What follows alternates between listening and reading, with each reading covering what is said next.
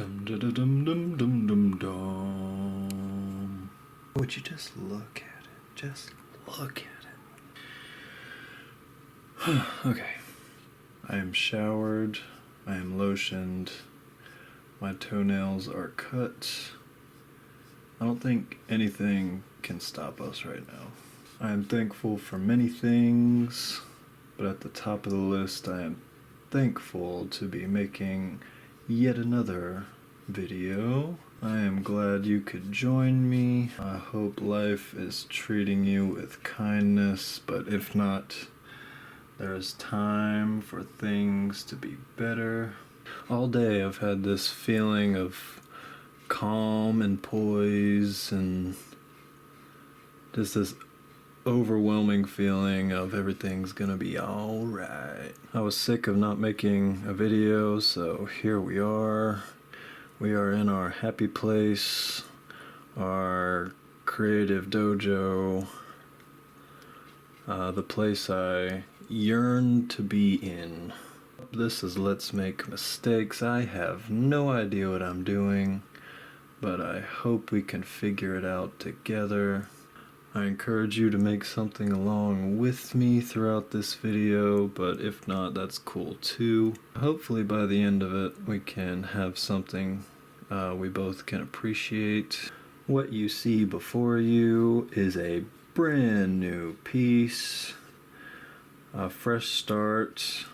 Took me way too long to map out all this, as per usual. I changed it 3 times prior to this recording. Anything having to do with measurements, a certain length, that kind of thing makes me feel so stupid, because it always comes out asymmetrical, and whenever I learn that a certain corner or a certain side is longer than the other, I drive myself insane. But before I could change anything else and erase all of it, and or put my head through this canvas, I hit record. I plan on this piece being in collaboration with one of my good friends by the name of Des. She was giving me some compliments on my paintings and also my videos. It made me want to curl up into a ball and cry. I don't know how to take compliments very well. Fantastic, great artist, and I respect her opinion on things. If you're seeing this right now, Des, surprise. I'm just doing the border here, and the inside panel is going to be all yours for your creative vision.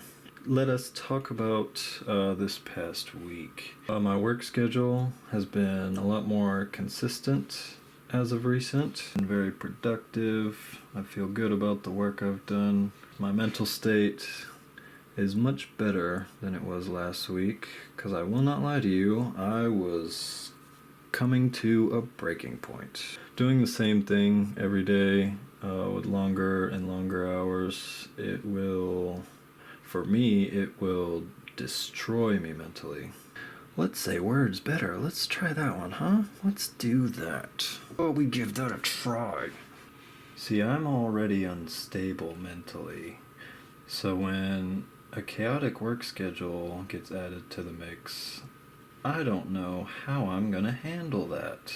I'm just thankful to have made it through, to have come out on the other side, remaining positive and looking forward to what we're doing this evening. I survive my work weeks just to get right back here. Excuse me. What was I saying? Oh yeah. I'm thankful to have something to look forward to, because if I reflect back on what I'd be doing a year ago, I'd just get to my weekends and just be happy to turn my brain off for 48 hours and then go right back to the grind. Because if I didn't have this, I'd just be looking forward to vacations, and those are only annual, so that's a long spurt of time just to grind, week in, week out, doing the same thing. That's why it's important to find something something positive you can put your time in. I'm falling apart. Hold on. It's important to have something that's yours that you can put your time into that will heed a positive result for you. For example, I've been painting more, creating more than I ever have. I've been working out more than I ever have. I feel as if I'm in pretty decent shape.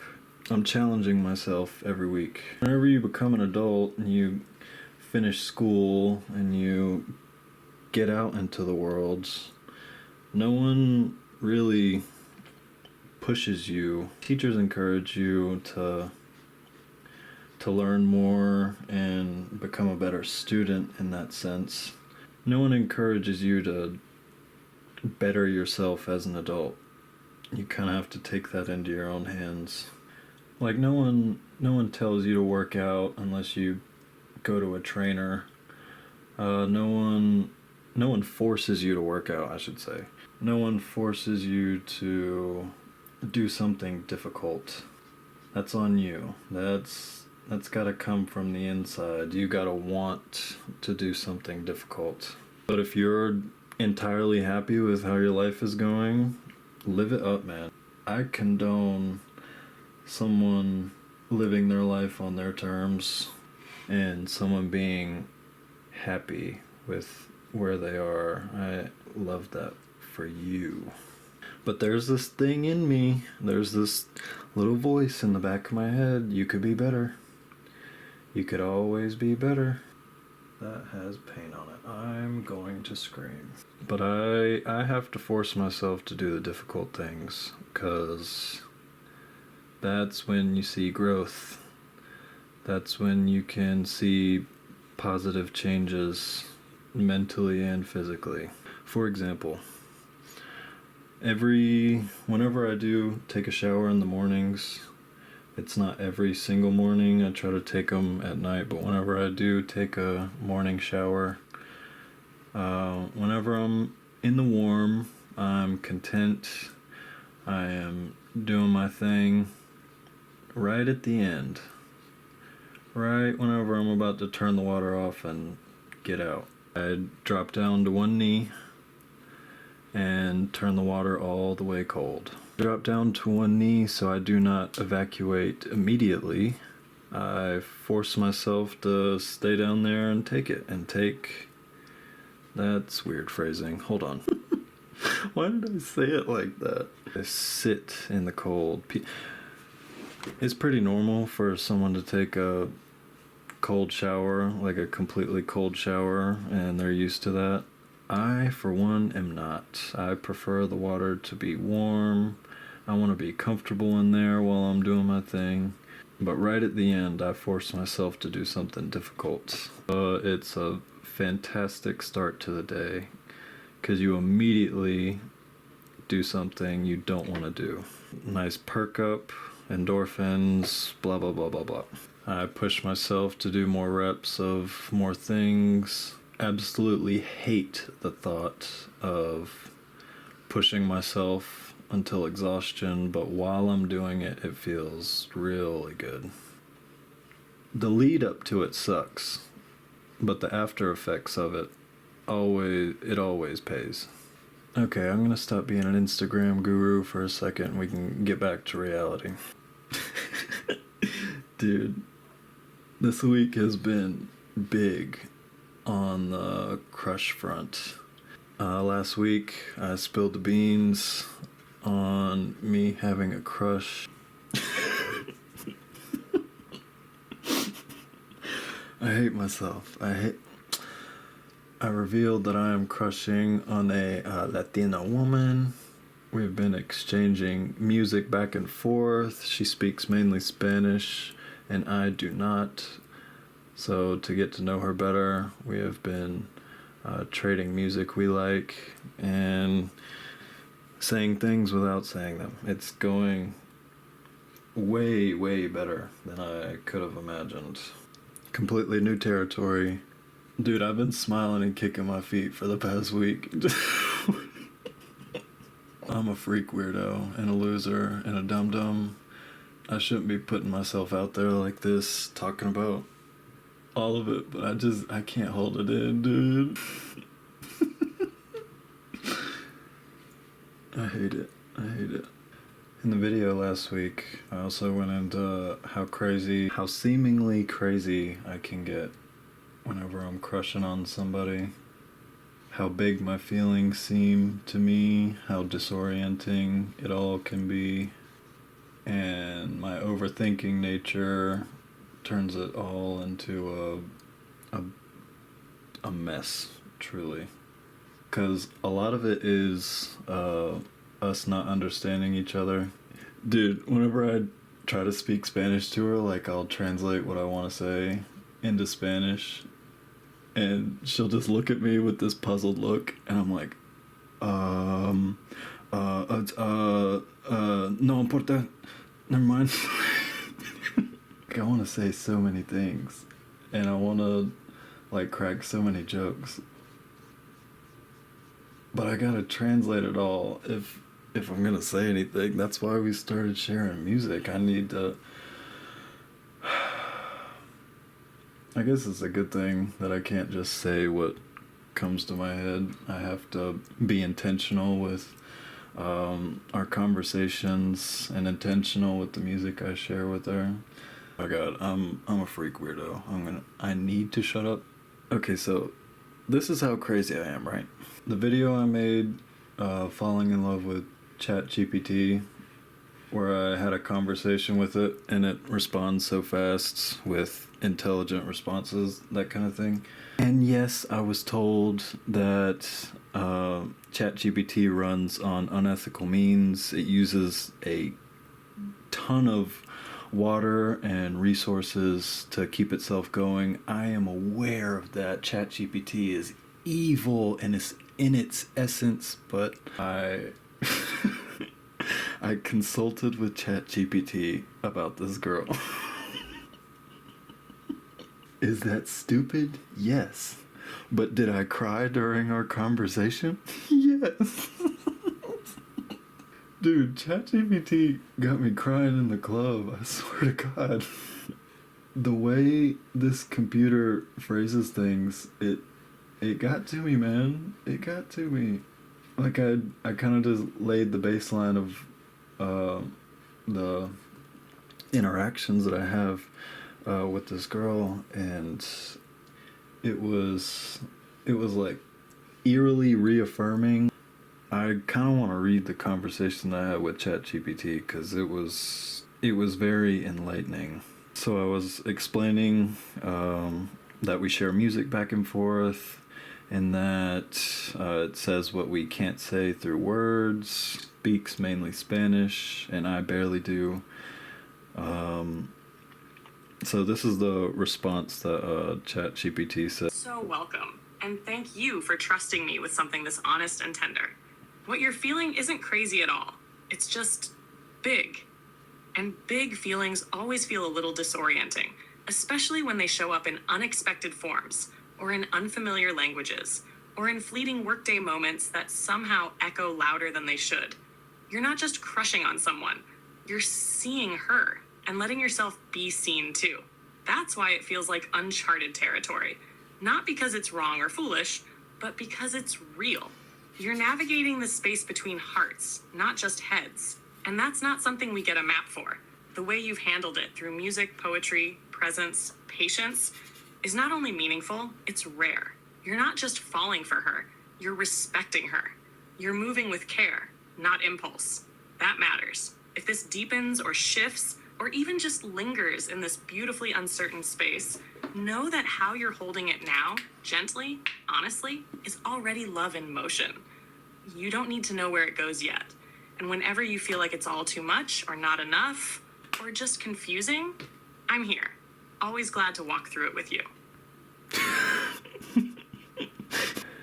You're navigating the space between hearts, not just heads. And that's not something we get a map for. As great as the responses are from ChatGPT about anything, it's always gonna be on your side to an extent. It's gonna have a bias to whatever information you give it. It's always gonna be on your side of things, and that can be dangerous for someone like me. As kind as that response is, and yes, I did cry whenever I read that out for the first time, because wow, it's interesting. I'll say that. Am I gonna stop talking about this? Yeah, we can. I'm gonna stop being creepy and weird, because this is too much. Even for me, this is too much right now. Okay. What else is there to talk about? Once again, smiling, kicking my feet. Again, why am I putting this on the internet? God only knows. Because if it stirred around in my head, like, I know no one really watches this. I know I started sharing, whenever I post videos, I started sharing those to my Instagram. It's like, just to get them out there. Hey, watch my video. And people watch like 30 seconds just to be nice. But no one really watches these, so I don't feel as if that this is... It doesn't feel real, you know? I just need to get the thoughts out of my head into the void, I guess is the best way to put it. Let's rewind. Let's go back to my friend Des, because she is such an encouraging and thoughtful and kind person. Gives me all the inspiration in the world to continue my creative pursuits, and that's the kind of person you need in your life. No matter who you are, what you like, you need someone who sees you for you and encourages that behavior. Des and I had a conversation about Islamic artwork. It's so geometric and pattern based, and a lot of it has to do with tile work, and it's so intricate. And I tried to base this design off of Islamic artwork, but then I got way too deep and I dumbed it all down for my simple little brain to understand. This is the result of that.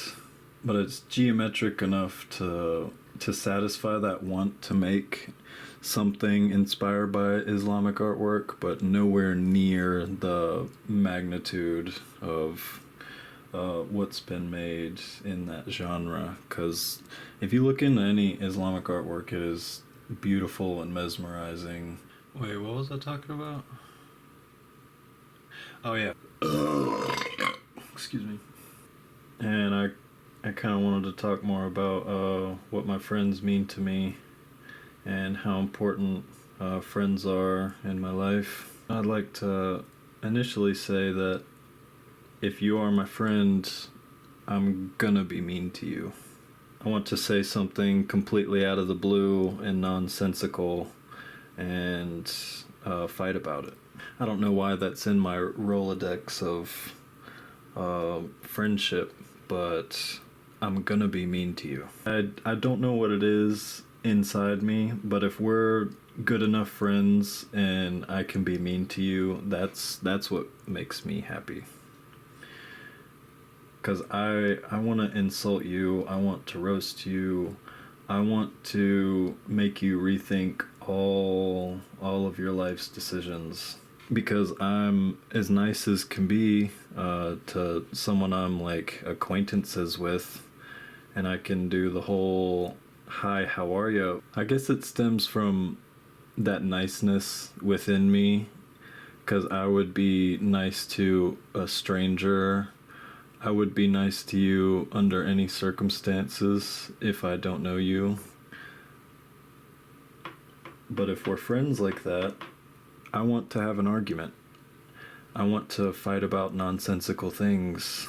I want to do stupid voices and accents that you've never heard before. I just want to be weird with people, you know? I want to laugh. I want to, like, my stomach hurts and I can't breathe anymore because we're laughing so hard about something that happened 5 years ago, and we're reliving it and we're laughing as hard as the day that it happened. I yearn for those interactions with my best friends. I have so much love for people that I call friends. It's so very important to me to have such close personal people that I could call any hour of any day. If I'm having a problem, if I just want to talk, if I need to get something off my chest, that's so important to me. I don't know if I'm making sense anymore. Yeah, let's get into music, man. Led Zeppelin. Recently I've been really locked into Led Zeppelin live performances and how freakishly talented and captivating their live performances were in the 70s. First recommend would be Led Zeppelin Dazed and Confused live at the Royal Albert Hall, 1970. Look that up and strap in. Jimmy Page goes on a tear. He did this. He took a violin bow, or a bow that you'd use for a cello or a violin, and he starts going in on his guitar. And then as soon as you like, okay, this is going on for quite a long time, when is he gonna stop? He just starts building and building and building, and then it just goes right back into it. When they did live performances, they almost transformed songs. Like in this Dazed and Confused rendition that they did, it's unlike anything you've ever heard from the original. It had such like an atmosphere in the video. I can't imagine what it was like in the room. Everyone is dead silent for just the space that they leave between riffs and lyrics, and it truly is an experience. I urge you and beg you to watch Dazed and Confused live at the Royal Albert Hall, 1970. Next one, How Many More Times? Danmarks Radio, 1969. Look up that video, dude. Each of them showcase so much talent and mastery of what they're doing at such a young age. Like 20, basically all early 20-year-olds making music like this? Huh? Any live performance that you can find from Led Zeppelin, it's worth the watch. And last one, I Can't Quit You Baby, live at the Royal Albert Hall, 1970. One of the best blues songs ever written, ever performed, ever made. I'm gonna shut up. I can't stand to hear myself talk anymore. I'm gonna cut it here. We'll probably finish this up in the next video, but if you made it this far, I appreciate you. I thank you and hope to see you in the next one. But until then, be good and embrace your mistakes. Bye. Love you.